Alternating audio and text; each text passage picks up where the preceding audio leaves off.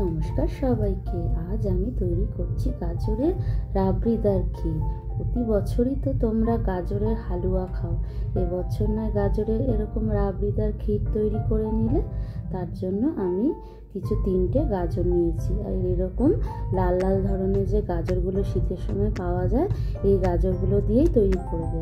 আর প্রথমে 3টে গাজর নিয়ে সেই গাজরগুলো আমি খোসাটা ছাড়িয়ে নিচ্ছি। আর যখনই গাজরটা নেবে না, তখন একটু সরু ধরনের যে গাজরগুলো আছে সেটাই নেবে, কারণ কি গাজরের ভেতরে যে হলুদ অংশটা থাকে সেটা থাকলে না ভালো হবে না এই রাবড়িটা। আর গাজরটাকে কুড়িয়ে নিচ্ছি। কোড়াতে কোড়াতে যখন দেখবে ভেতরে যে হলুদ অংশটা যদি পড়ে, সেই হলুদ অংশটা তোমরা ফেলে দেবে। দেখো আমি এরকম কোড়াতে কোড়াতে একটা গাজরেরই ছিল এরকম হলুদ শক্ত অংশটা, সেটাকে আমি ফেলে দিলাম। আর কোড়ানো হয়ে গেছে। কোড়ানো হয়ে যাওয়ার পর এটাকে আমি ঘিয়ে ভেজে নেব। তার জন্য কড়াইতে বড় চামচের 1 চামচ ঘি দিয়ে দিলাম। দিয়ে তার মধ্যে সমস্ত কোড়ানো গাজরটা আমি দিয়ে দিলাম। দিয়ে আমি এটাকে নাড়াচাড়া করব। প্রথমে নাড়াচাড়া করব। নাড়াচাড়া করে আমি এটাকে ঢাকনা চাপা দিয়ে রেখে দেবো।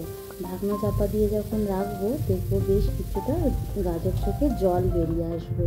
দেখো কেমন জল বেরিয়ে এসছে। এবার আবারও একটু নাড়াচাড়া করে আবারও ঢাকনা চাপা দিয়ে রেখে দেবো। যতক্ষণ না গাজরের কালারটা তোমার একটু হয়ে যাচ্ছে, ততক্ষণ আমি এটাকে নাড়াচাড়া করব। আর জলটাও শুকিয়ে যাবে ততক্ষণে। আর এখানে 1 লিটার দুধ আছে, সেই 1 লিটার দুধটা আমি এই গাজরের মধ্যে ঢেলে দিলাম। যতটা তোমরা দুধ দিতে পারবে ততই ভালো হবে।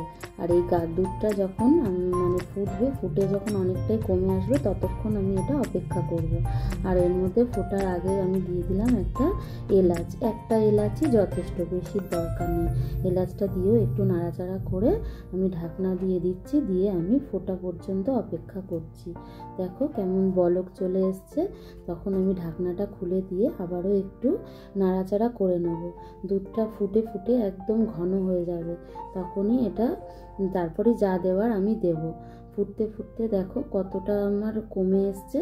যখন এরকম যখন এরকম ফুটছে না, কি দারুণ যে একটা গন্ধ বেরোচ্ছিল না, তোমাদের কি বলবো। তোমরা যখন এটা বানাবে তখনই এই গন্ধটা যে কি অসাধারণ তখন বুঝতে পারবে। আর দেখো একটা কনডেন্স মিল্ক নিয়েছি, এটা ছোট সাইজের কনডেন্স মিল্কটা আমি নিয়েছি। তারও আমি হাফের থেকে একটু বেশি এর মধ্যে দিয়ে দেবো। তোমরা কনডেন্স মিল্ক না চাইলে না দিয়েও তোমরা করতে পারো, শুধু চিনি দিয়েও হবে। তবে কি বলো তো, কনডেন্স মিল্ক দিলে স্বাদটা বেশি ভালো হয়। আর কনডেন্স মিল্ক দেওয়ার পরে আমি একটু নাড়াচাড়া করে ফোটা অবধি অপেক্ষা করলাম। দেখো ফোটার পরে আরও খানিকটা কনডেন্স মিল্ক দেওয়ার পরে ঘন হয়ে গেছে। এবার দেখো কিছু নিয়েছি কাজু, আমন্ডস আর মাখানি। এটাকে আমি একটু পেস্ট করে নেব।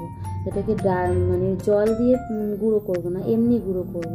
গুঁড়ো করার পরে যখন আমি এই গুঁড়োটা এর মধ্যে দিয়ে দেবো, এই ক্ষীরটা যেন আরও ঘন হয়ে যাবে। এটা দেওয়ার ফলে মোটামুটি 2 মিনিট মতন ফোটালেই দেখবে অনেকটাই ঘন হয়ে যাবে। আর তোমরা যেমন ঘনত্ব রাখতে চাও সেই রকম বুঝে ঘনত্বটা রাখবে। রাবড়ির মতন পুরো তৈরি হয়েছে, দেখতে পাচ্ছ ঘনত্বটা, বুঝতে পারছো? এরকম হবে। আর কি দারুণ যে এটা খেতে হবে না, তোমরা খেয়ে তারপর বুঝতে পারবে। আর তোমরা মিষ্টিটা মাঝখানে একবার দেখে নিতে পারো যে কতটা প্রয়োজন। আমার যতটাতেই ঠিক ছিল মিষ্টিটা। এবার দেখো নাবিয়ে দিলাম।